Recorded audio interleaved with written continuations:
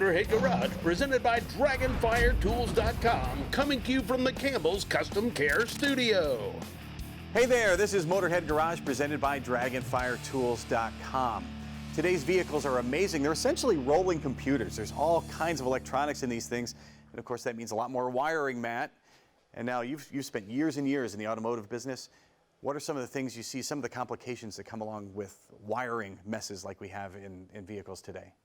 Today's vehicles are just a wonderful place for actually mice to actually look for. And with all of the major wiring harnesses and the engine covers and the insulation and padding, it's all building materials and safe hiding spaces for the rodents to get away from the cats and the birds and tuck themselves up inside today's vehicles. And the problem's not just the nesting, they chew on stuff. They chew on wiring especially. And why do they do that? Well, they're constantly teething. So they're actually, the teeth are growing, they're aggravated like a baby is when they're teething. So they're looking for the closest thing. The harnesses are actually hidden by engine covers. That's where they are hiding. And there's people that say that the soy-based wiring is actually inviting. So they need it and it tastes great to them. So you've solved the problem though, with those mice burrowing in there. It's called Mouseblocker. How does it work? So what we do is we take the nice, comfortable, warm engine compartment and we actually make it violent. So these units actually install under the hood and they shake that space up with super powerful ultrasonic sounds and vibrations so the rodents don't feel comfortable. And so if they don't feel comfortable and safe, they're just gonna move on. And so it's not harmful to the mouse actually. So if you love your cars and you love animals, this is the thing for you. This is not harmful. So there's no poisons or chemicals or anything like that. This is just a rumbling in their stomach, in their insides, in a fashion that they cannot stand for an extended period of time. And if you have it in your vehicle and your vehicle's running, you're not going to hear it anyway. You're not going to hear it anyways because it's going to be contained to the space under the hood. When you start the vehicle, this automatically goes to sleep. So the 12-volt 1 wires right to the battery. You start the car, this turns itself off. You park the car at night, this comes to life to protect it while it's sitting. So let's talk about the specific models you have here. We talked about the daily driver. So if I want to have this in my vehicle, you can have it in full time, right?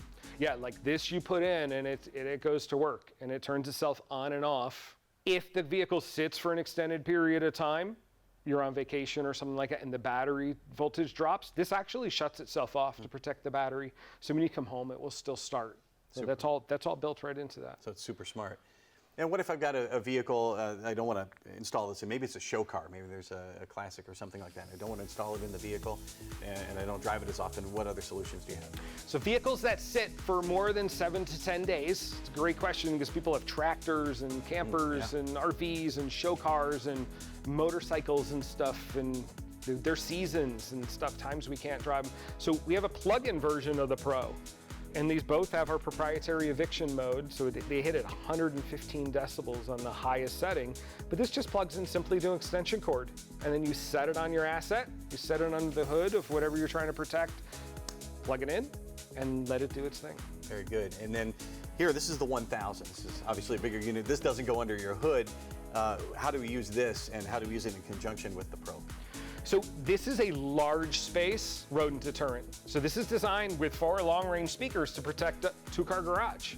Direct protection here, then generic protection with the 1000. So we drive them out of the car, we keep them out of the car, then we drive them out of the space with the 1000. This is whisper quiet because we know it's in an open air environment, so you cannot hear this at all. Maybe little chirps here and there, but this is whisper quiet for that large space. Now I know some folks are watching this thinking, I've got a cat. Or I've got mouse traps, but I don't need the Mouseblocker. Hear that all the time. The mice are actually hiding in your car from your cat. Why not help your cat? This drives them out of the spaces where your cat can't get, so your cat can actually do its job.